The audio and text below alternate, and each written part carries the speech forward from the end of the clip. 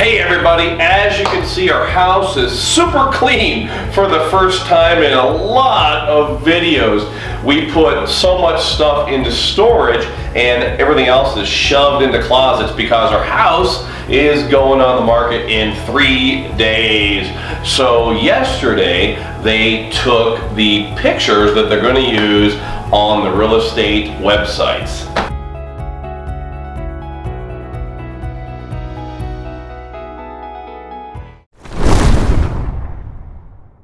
My brother Gordon and his wife Lisa are living in Fairbanks, Alaska for a couple of years, and last week they sent us a box of salmon that they caught. I pulled some of their sockeye or red salmon out of the freezer and it's completely thawed. I have some of the Nebraska potatoes that I brought home from my hunt.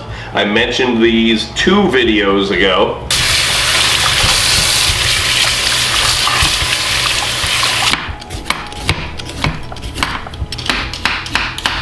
I'm going to start using what I called the tomato shark when I worked in the restaurants. I think they're commonly referred to as a strawberry corer.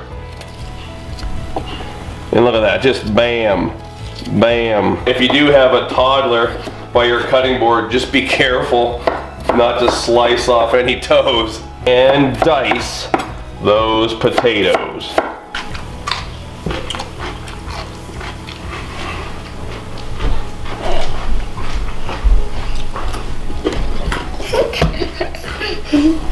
I'll slide the potatoes into some boiling water, trying not to burn myself in the process.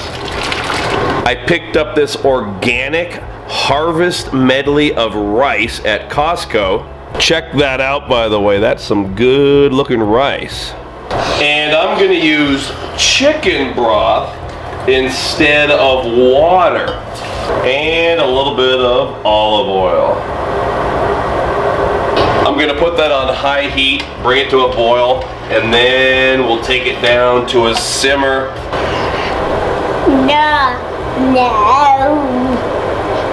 My brother emailed a couple of his favorite Alaskan salmon recipes, and since he's the expert and I've never even been to the state of Alaska, we're going to use his tonight for baked salmon.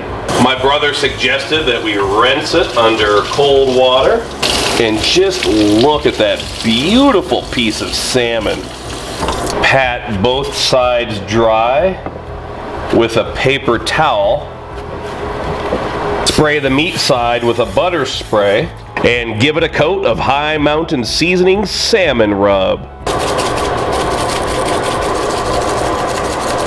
Preheat the oven to 400 degrees, but since I have a convection oven, I need to go a little bit less at 375.